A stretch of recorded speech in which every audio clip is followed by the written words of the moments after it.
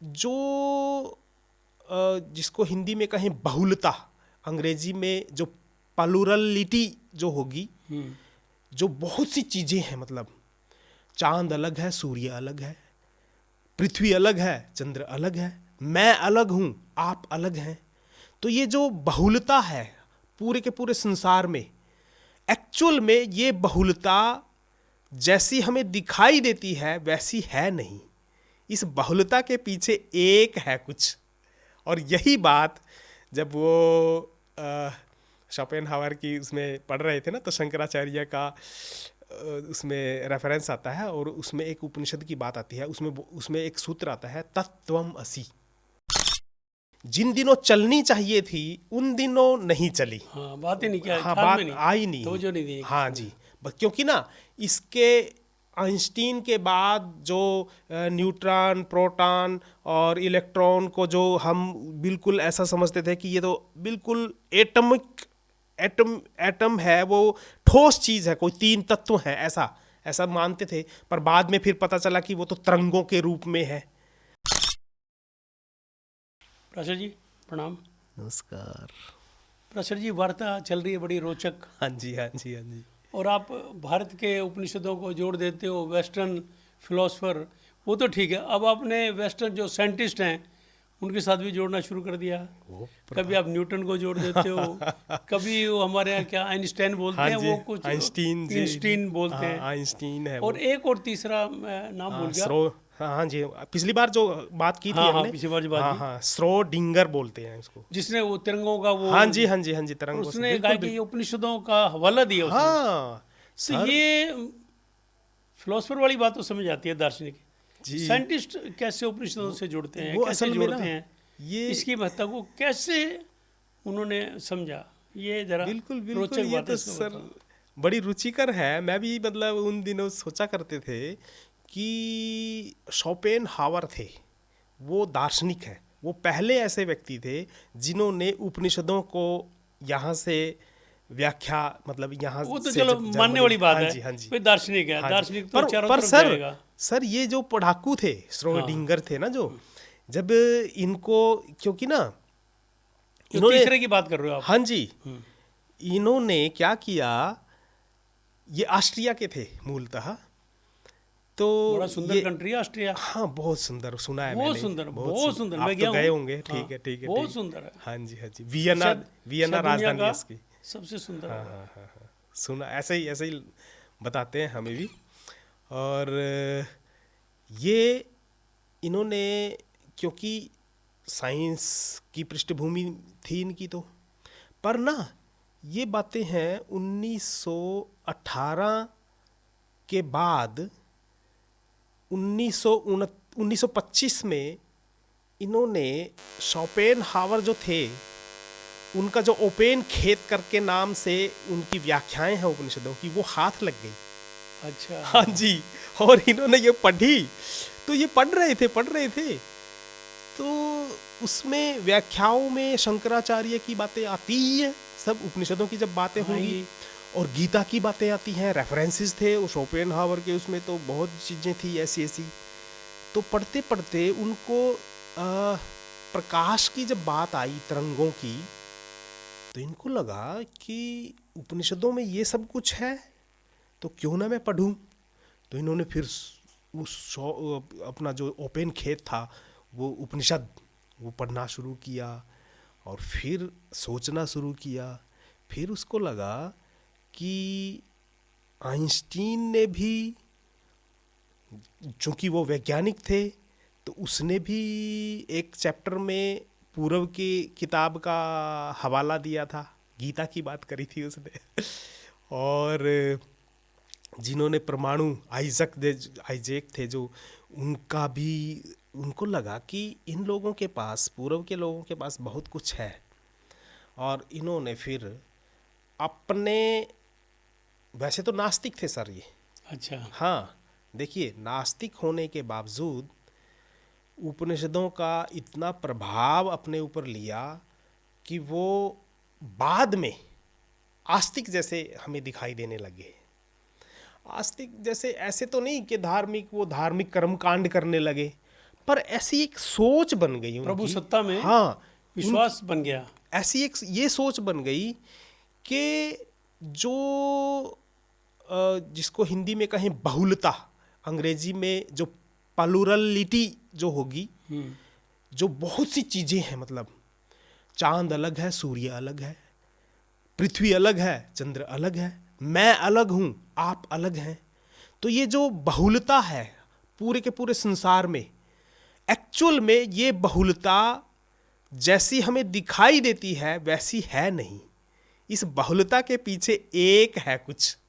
और यही बात जब वो शोपेनहावर की उसमें पढ़ रहे थे ना, तो शंकराचार्य का उसमें रेफरेंस आता है और उसमें एक उपनिषद की बात आती है। उसमें एक सूत्र आता है, तत्त्वम असि, तत्त्वम असि के श्वेत के तो अपने शिष्य को बोलता है कि तू वही है।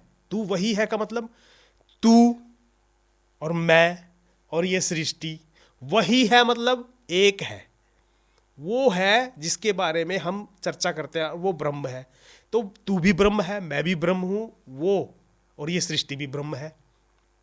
तो ये जो एक तत्व की, ये प्लूरलिटी की जो बात आई, बहुलता की, ये बहुलता एक्चुअल में है नहीं।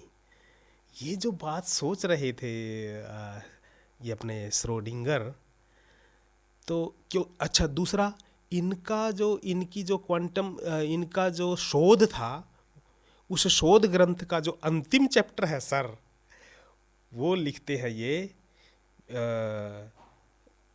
प्रिंसिपल ऑफ वेदांत।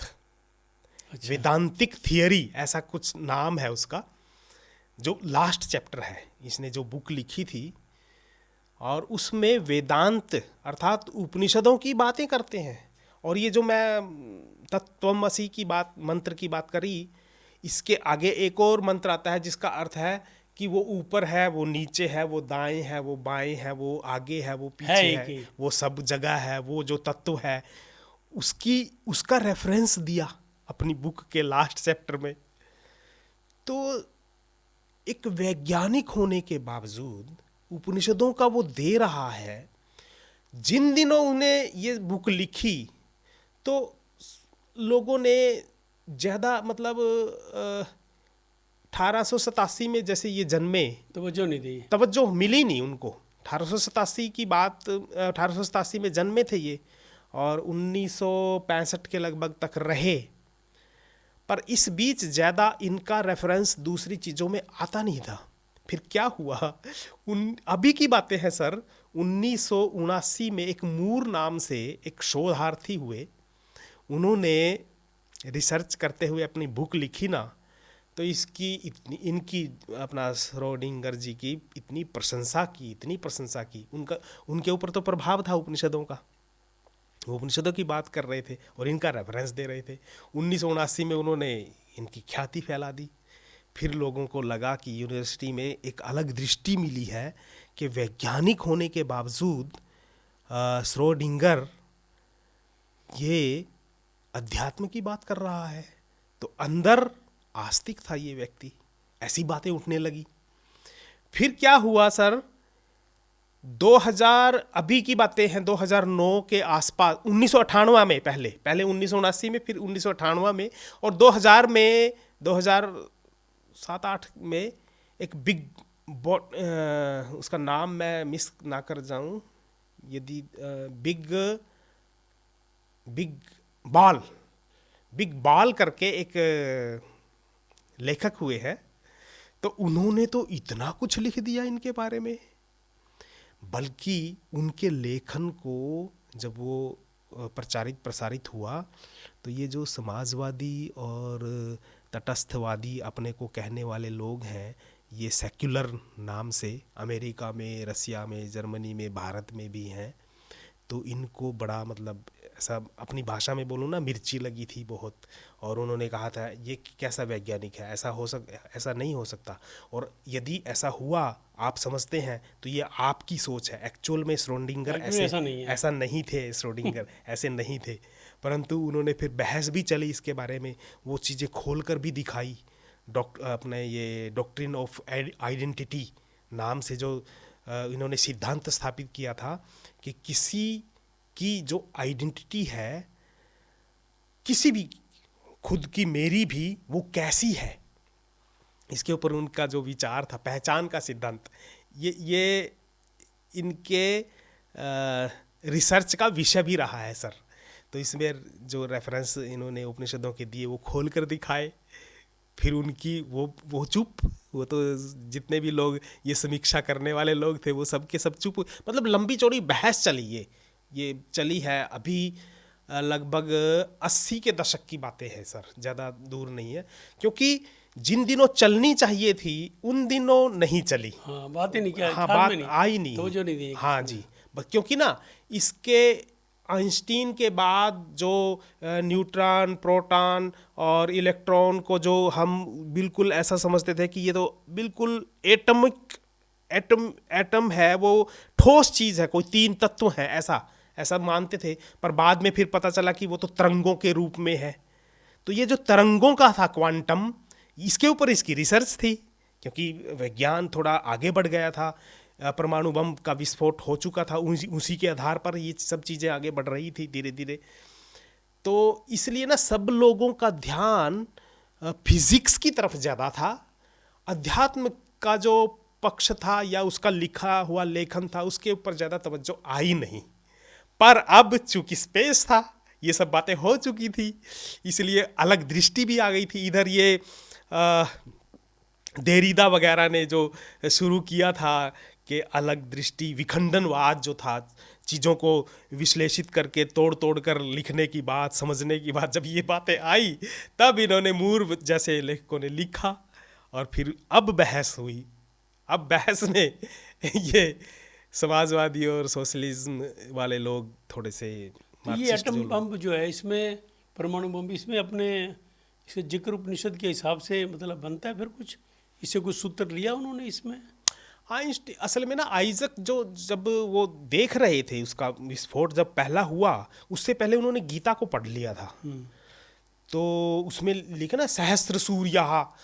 कि ऐसा जब मैं अर्जुन ने उसको देखा भगवान को विराट रूप में, तो ऐसा लगा कि हजारों सूर्य की चमक उसके आंखों में आ गई है।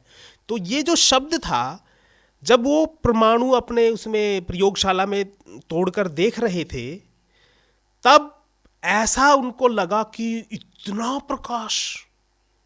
प्रकाश, तो उनको वो याद आया फिर कि किस ग्रंथ में था ये चीज़ें। तो इसके साथ फिर उन्होंने रिलेट किया था कि उन लोगों के पास ये है। तो ये भी एक मतलब था उसमें। और आइंस्टीन ने जब क्योंकि वो तो परमाणु तोड़ने की बात थी आइजक की, तो पर आइंस्टीन ने तो फिर बम बनाया ना जी 1945 में, और फिर वो जो वर्ल्ड वार, हाँ वर्ल्ड वार में जापान के ऊपर जो बॉय करके वो था, क्या था वो, जब डाला, उससे पहले बनाया तो इसने ही था, क्योंकि हाईजैक किया अपना अमेरिका ने, इसको ले लिया था उसमें से, जर्मन में से। ये जब इटली वहाँ से, क्योंकि यहूदियों के खिलाफ थे ये हिटलर वगैरह, तो शरण ले ली थी अमेरिका में, और अमेरिका को ये मिल गया था आइंस्टीन, वरना तो था तो वहाँ का वहाँ का। हाँ जी। तो मीन्स श्रोडिंगर जैसे, जिनका नाम इरविन श्रोडिंगर इसका पूरा नाम है, इनके पिता भी मतलब इसी उसमें थे, थोड़े साइंस के उसमें। तो आप जो प्रश्न कर रहे थे कि वैज्ञानिक को कैसे उपनिषदों की तरफ का झुकाव मिला, तो वो मूलतः तो शोपेनहावर से ही मिला है। फिर धीरे धीरे जब रुचि, हाँ फिर धीरे धीरे जब डीप उसमें चले गए, हाँ फिर धीरे धीरे रुचि हुई तो दूसरी चीजें आई। हाँ जी। और बड़ी बात ये है कि अपने रिसर्च में एक पूरे का पूरा चैप्टर दे दिया सर लास्ट में, जब कहते हैं ना कंक्लूजन जब निकलता है, निष्कर्ष, जब बुक का उपसंहार हो रहा है, वहाँ महत्वपूर्ण बात आएगी, तो वहाँ उस चैप्टर को दे रहे हैं। वेदांत, डॉक्ट्रिन ऑफ ये अपना वेदांत की बात कर रहे हैं, और शंकराचार्य का रेफरेंस दे रहे हैं, उपनिषदों की बात कर रहे हैं। क्या बात। जी, जी आपकी जो मैं तो समझे रिसर्च ही मानता हूँ हम जैसे अनपढ़ों के लिए तो नहीं, आप नहीं सर, नहीं, रिसर्च ऐसी करके नहीं। हमें समझा रहे हो। नहीं, नहीं, आपका बहुत बहुत ये बहुत बातें बहुत याद आ धन्यवाद। जाती है सर। ठीक, धन्यवाद।